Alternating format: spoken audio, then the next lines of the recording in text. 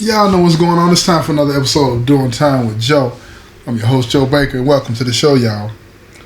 Well, Stanley's back at the prison.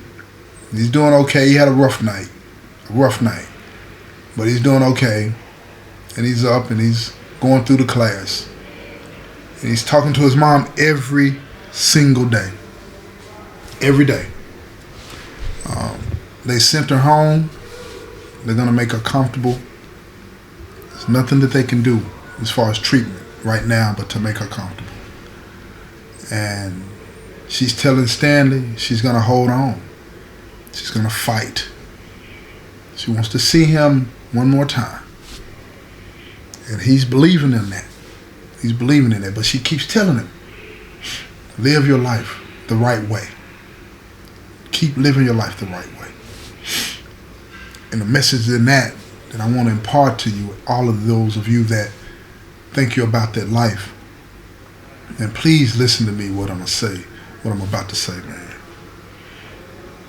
I know that you've been through something. Whatever it is that you've been through, whatever harm somebody has caused you, in whatever way they caused it. I mean, even in the most diabolical, menacing ways. It caused you pain that you could never even imagine. And because of that trauma, that pain that you're experiencing, you're acting out. You're doing things that are causing pain to other people. My message to you is simple. It doesn't justify it. Because, see, the thing about it is that you don't have the right to ruin your life. And in the process of ruining your life, you're causing pain to somebody else's life because you experienced it. And I know that sounds hard. I know that sounds like it don't even make sense. But the lesson that you need to get out of this is this. You're worth way more doing it right than you are doing it wrong. See, when you're not being that light for others in your neighborhood, in your community, in your family, to how to do it right in spite of the pain that you've endured at the hand of somebody else, right? When you're not doing it right, you're passing that pain along, and why? Why would you want somebody else to suffer the way you suffer? You wouldn't. And I know a lot of times you don't even put the puzzle together to show that the way you were treated, the way you were acted is because it manifests into the way you treat people and the way you act. But what I'm telling you, it is a correlation. It is a correlation. And no, you're not going to get the answers overnight because I didn't. But slow down. Slow down. And think about what you're doing. So Stanley gets closer and closer and closer to going home, and he gets that phone call, man. And they tell him to come to the chaplain's office. He's 2 weeks away from graduating from the therapeutic community and going back up for parole. And they're making arrangements in the event that nothing happens to set him back in these next 2 weeks, that they're going to give him release upon completion. But he gets that call and he goes to the chaplain's office, and while he's up at the chaplain's office, he gets the news that his mother passed away in the middle of the night. About 3 a.m. And Stanley sits there in the chair, and the chaplain hugs him and leans over and he tells him, he said, man, you honor your mama, man. Stanley can't even get the words out of his mouth. He's crying so hard and so deep that he can't even think straight.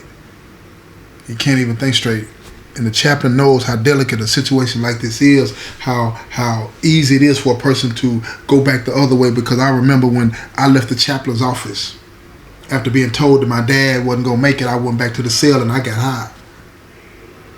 My cellar was waiting on me. He had the best of intentions, but he was waiting on me. He had a joint and we smoked it.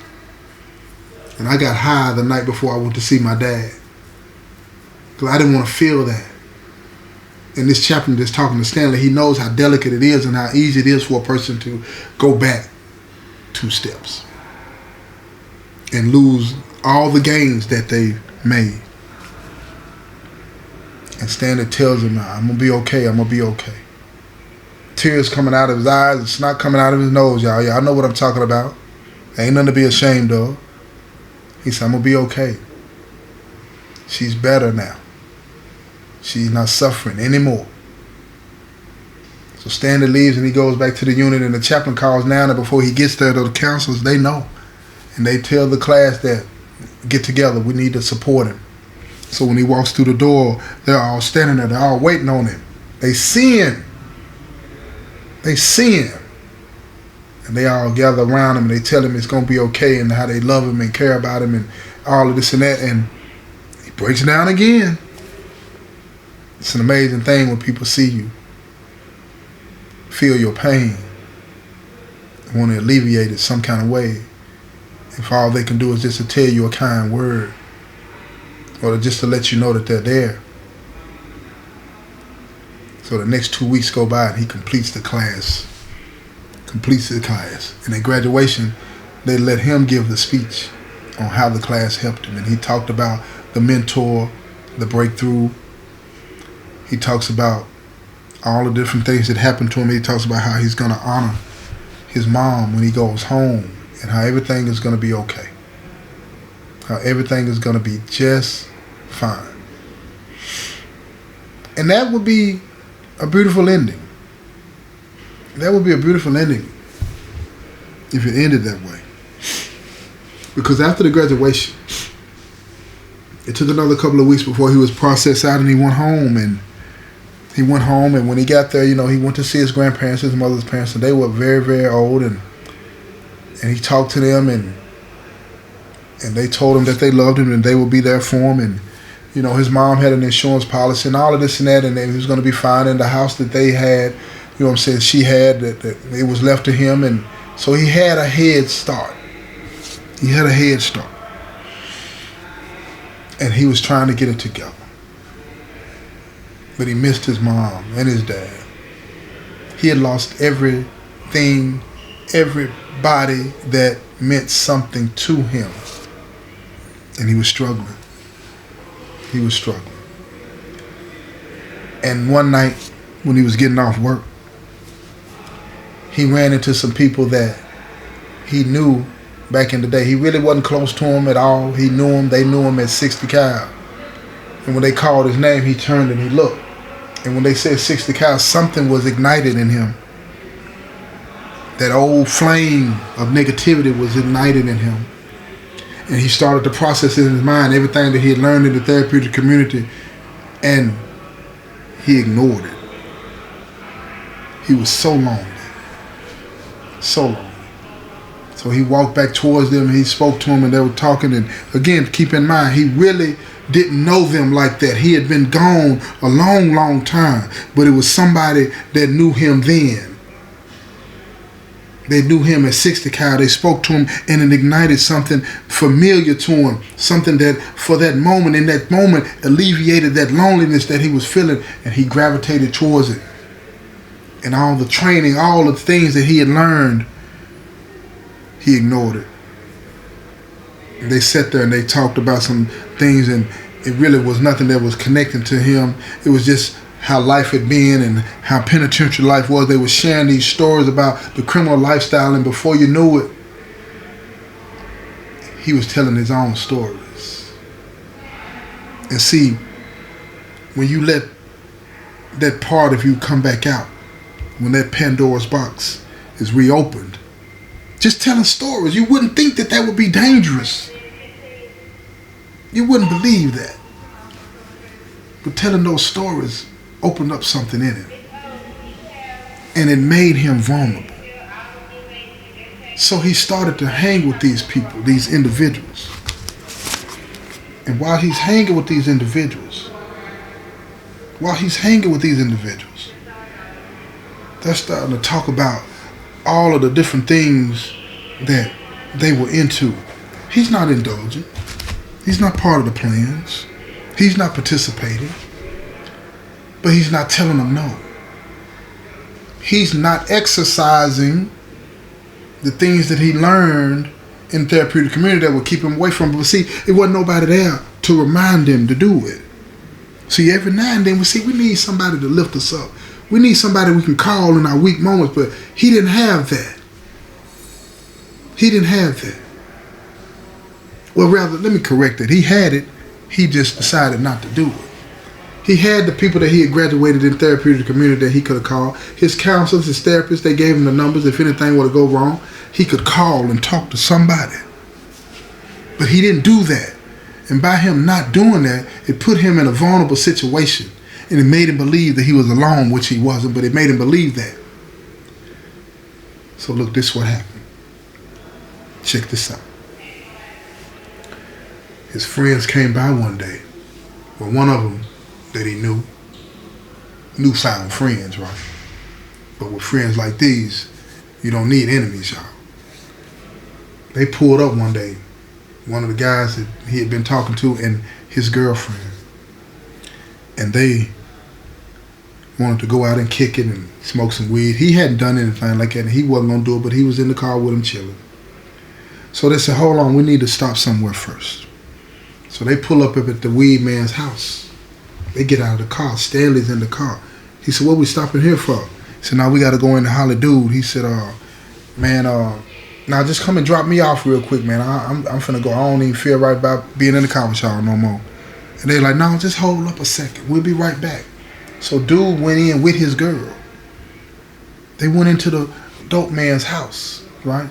It's on the outskirts. They robbed him. Laid him down. Stanley don't know nothing about that. They get back into the car. They run into the car, breathing hard. He said, man, what's going on? What y'all done done? What y'all doing? He said, man, this sucker was in there playing this and that. And the girl is laughing just as much as the dude. We had to take care of our business. And then Stanley sees the pistol in his waist belt. He said, man, what did you do? What did you do? He said, man, quit being soft, man, and pulled off. He said, man, y'all need to drop me off at the house right now. So they pull up at Stanley's house and they drop him off. But see, it's always somebody watching, y'all. They seen them pull off and they got the license plate. But anyway, they drop him off. They drop Stanley off at the house. Now see, let me tell y'all something about the law. If a crime like that happens, and you happen to be in the car with them, and then you don't call the moment that you are in a safe place, I'm talking about the second that you are in a safe place and report that, guess what? You become an accomplice to the crime. Now see, check this out. Even though on the way to Stanley's house, he kept telling them, y'all wrong for that. You know what I'm saying? Y'all need to go turn yourself in. He told them all of the different things that he knew to tell them. But see, he had reverted back to this code, this criminal code that you play by that puts everybody at jeopardy, even the innocent. Right? And labels the innocent as snitches if they decide to do the right thing. He reverted back to that code after everything that he had learned, after the promise that he made to his mother. He's back. He's back. And that witness that saw the car called the police and told them. They catch him. But they told the person that told them said there was 3 people in the car. Well, you know, they went to the girl and put the pressure down on her. Said, we're going to give you 12 years if you tell us who the 3rd person was in the car. And she told him right then and there, said, but he didn't do nothing. He didn't even know what we were going to do. They said, it don't matter. They took advantage of you. You shouldn't have been in the car. And she's telling them, no, it's me and my boyfriend. They would have talked to him. He told them the same exact story. But they wanted that 3rd person. See, the boy that had gotten killed was related to somebody that had some influence, right? And they didn't want to hear none of that. Everybody in the car going down. So the girl gives him his name. They tell us that we just want to talk to him then. They go get him and they charge him with murder. They want all of them to take. They give her 12, offered the boyfriend 15, and they offer Stanley 15. He ain't taking it because he said he ain't do nothing. And they know he didn't do nothing. He sits in jail for almost 3 years fighting the case. Back and forth, court appointed lawyer, back and forth. His grandparents trying to stick with him. He sells the house that his mama left him, trying to raise money to get a lawyer. He uses some of the money from the insurance policy to pay the lawyer. Get him up in the courtroom. They find him guilty and give him a life sentence. Life sentence. And he keeps fighting and he keeps fighting and he keeps fighting. Keeps fighting the case. Nothing's happening. He's starting to give up again. The counselors that were in the therapeutic community, they make a trip to the prison that he's in and they're asking him what's going on, and everybody's heard the story how he didn't do nothing. He wasn't part of it, but he was in the car. He didn't do what the law said he's supposed to do. This, that, and the third. And he says, I'm sorry for that, but I didn't do anything. And I didn't know. They didn't want to hear that. And the counselors are trying to keep him encouraged. So he gives up. He gives up. He feels like he's let his mother down. He feels like he let her down.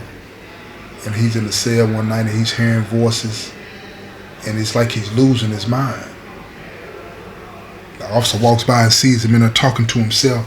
He called a captain. The captain come down and asks, are you okay? He's like, yeah, I'm okay. I'm in here talking to my mom. Oh, no, you can't say that. Ain't nobody in the cell. Your mom ain't in the cell. So they lock him up. So they can keep an eye on him. But his lawyer fighting the case and they going in front of the appeals court. She goes in there, she argues the case. He wins. They overturn the case.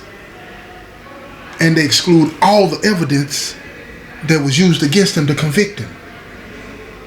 Said the DAs had overreached. They knew it.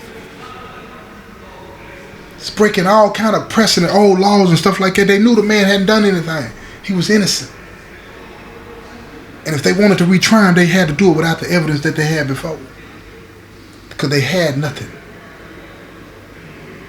So they came to him and they told him, what we're going to do is